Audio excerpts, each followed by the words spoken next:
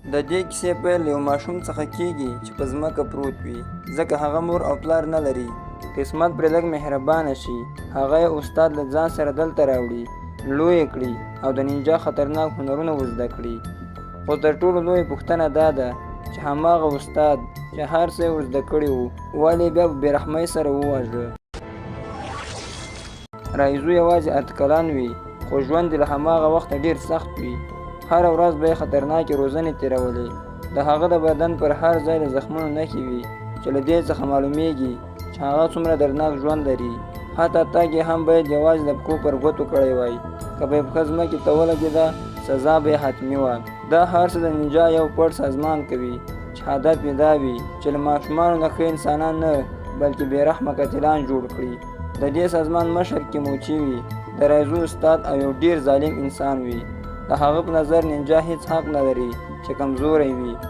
درد ورته یوازې د روزنې وسیله وي. وخت تیر شي او رایزو یو خطرناک جنګیالی شي، خو د هغه په زړه کې لا هم لږ انسانیت ژوندی وي. یوه ورځ په جګړه کې هغه خپل دښمن په بشپړ ځواک ونه وهي. همدا خبره کیموچي سخت په غوسه کړي.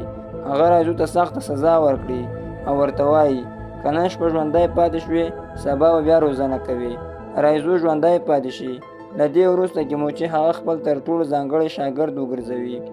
هر کال ترې غواړي چې نور هم ظالم شي، بې له لیدلو وژنه وکړي، بې له اورېدو هر څه هېڅ کړي. په توره تیاره کې جګړه کول د نینجا لپاره تر ټولو مهم مهارت وي.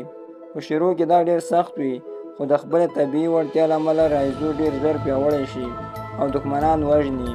هره ورځ هغه نور هم قوي کېږي، خو له دې سره سره د هغه زړه هم بدلیږي. په دې وخت کې یوه نجلۍ چې کریکو نومیږي له نورو نینجاو بیخي جلا وي. هغه مهربانه وي او په ازادۍ باور لري. هغه وایي که یوه ونه هم وتړل شي نو وچیږي. یوه ورځ په یوه مقابله کې کریکو بریالی شي، خو هغه خپل دښمن ونه وژني. په دې سره کیموچي ډېر زیات په غوسه شي او هغه مخ ته په چاقو ووهي او بندي یې کړي. رایزو دا هر څه ویني، خو هیڅ یې هم نشي کولی. غوسه، بېوسي او ویره ټول یو ځای د هغه په زړه کې راټول شوي وي. یوه توپاني شپه د باران په منځ کې کریکو د تېښتې هڅه وکړي. رایزو هغې پسې ولاړ شي. کریکو ورته وایي راځه له دې ځایه یو ځای وتښتو. خو رایزو ورته وایي زه دلته یم، زه دا ځای نشم پرېښودلی. کریکو یوازې وتښتي، خو قسمت ورسره یاري ونه کړي. کیموچي مخکې له مخکې په هر څه پوه شوی وي. په ځنګل کې کریکو ونیسي او بېرته راوستل شي. د هغې تېښته د استاد په نظر خیانت وي. همدلته رایزو ډېر سخت خفه شي، خو هیڅ نشي کولی. وروسته د پخوانیو قوانینو له مخې د کریکو سزا مرګ وي او هماغه استاد چې هغې ته یې هر څه ور زده کړي وي، هغه یې په خپلو لاسونو ووژني. ډېر وخت تېر شي. رایزو خپل نفرت په ځواک بدل کړي، روزنه بشپړه کړي. یوه ورځ کیموچي هغه ته د یو کس د وژلو ووایي. هغه سړی چې غټ ساعت یې په لاس وي. رایزو پر هغه کس حمله وکړي. په شروع کې پر هغه سړي ډېر اثر ونه شي، ځکه هغه قوي وي، خو رایزو ډېر تیز وي. ورو ورو د دښمن ځواک ختم شي او په اخر کې رایزو هغه ووژني.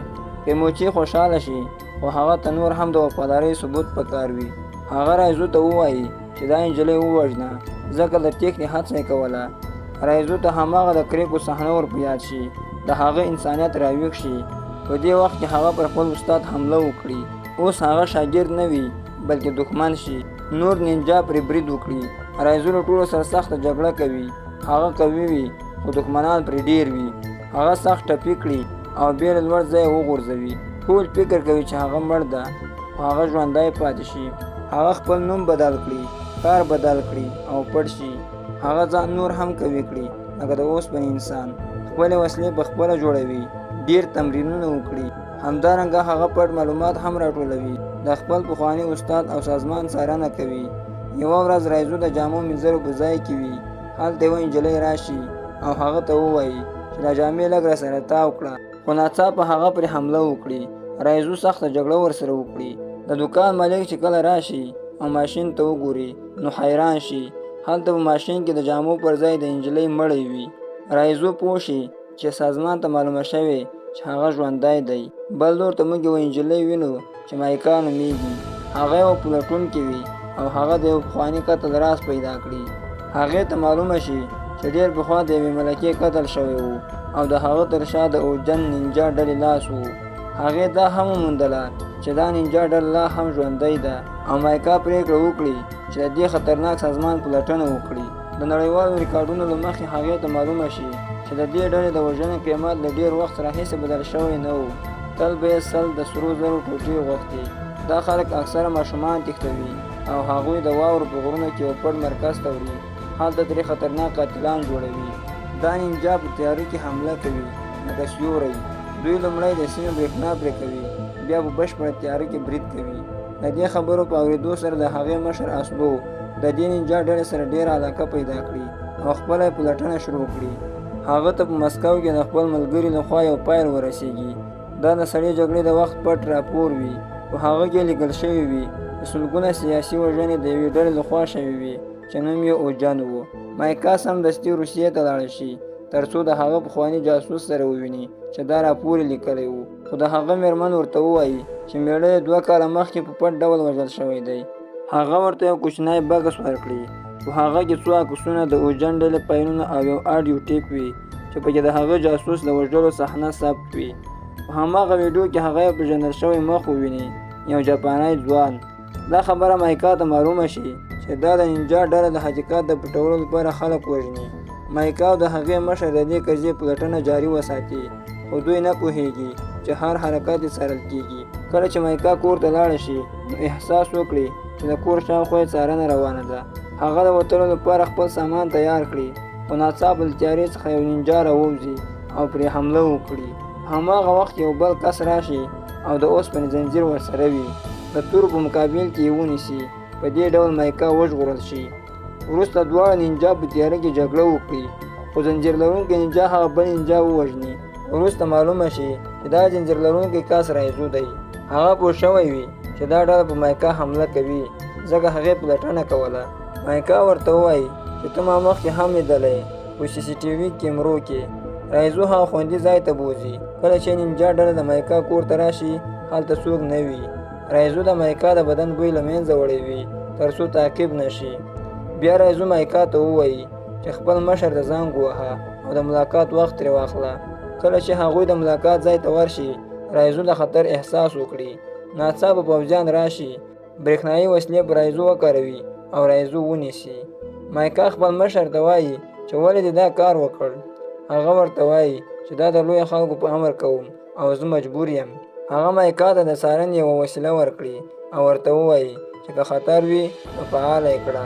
وروسته مایکا هغه ځای ته لاړه شي چې رایزو پکې بندي وي. مایکا هڅه کوي چې هغه قانع کړي او ورته وایي چې اسلو زموږ په طرف دی، خو رایزو ورته وایي چې اوس ډېره ناوخته ده او نینجا روان دي.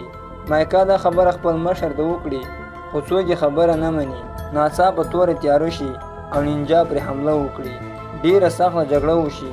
پولیس له وسلو سره سره ټول ووژل شي. په دې ګډوډۍ کې مایکا د وژل شوي پولیس څخه کیلي واخلي او رایزو خلاص کړي. کله چې دوی د باندې راوځي نو هر طرف ته مړي وي. رایزو د خطر احساس وکړي او مایکا ته وایي چې موټر ته ولاړه شه او وتښته. هغه له نورو نینجاو سره جګړه وکړي. رایزو په زنځیري وسلې سخته جګړه کوي. بل خوا مایکا موټر کې وي، هغه موټر چالانوي، خو ناڅاپه یو نینجا پرې حمله وکړي. په ډېره سختۍ ځان خلاص کړي او وتښتي. خو رایزو لا هم جګړه کوي. دښمنان یې ډېر وي نو ټپي یې کړي. هغه پوه شي چې نور باید وتښتي. هغه د تېښتې هڅه کوي، خو په لار کې یې موټر ووهي. په دې وخت کې مایکا راشي او هغه وژغوري. هغوی یو هوټل ته لاړ شي. رایزو بېهوشه وي او مایکا یې ساتنه کوي. خطر لا هم وي نو مایکا هغه آله فعاله کړي چې ماسلو ورکړې وه. څو دقیقې وروسته ماسلو او پوځیان راشي، خو رایزو هلته نه وي، ځکه نینجاو هغه مخکې خپل پټ مرکز ته وړی وي. له ډېرو کلونو وروسته رایزو له خپل استاد سره مخ شي او هغه غواړي چې رایزو ووژني. هغه په رایزو سخته حمله وکړي. په دې وخت کې هغه آله چې د رایزو په بدن کې وي د باندې راوځي او د استاد ورته پام شي. خو ډېره ناوخته وي، ځکه پوځیانو ټوله سیمه کلابنده کړې وي. پوځیان په نینجاو حمله وکړي. نینجا مقاومت کوي، خو پوځیان هغوی ټول ووژني. بل خوا رایزو هم خلاص شي او له نینجاو سره جګړه کوي. ټول یو ووژني او له استاد سره مخ شي. استاد یې ډېر قوي وي. جګړه ډېره اوږده شي، خو رایزو کمزوری کړي. کله چې رایزو وژني نو په دې وخت کې مایکا پرې ډزې وکړي او استاد وولي. رایزو نور هم قوي شي او په استاد ډیر سخت برید وکړي او استاد ووژني. په دې سره دا کیسه پای ته ورسیږي. ګرانو کتونکو، که چیرته مو ویډیو خوښ شوی وي نو ویډیو لایک او چینل حتما سبسکرایب کړئ.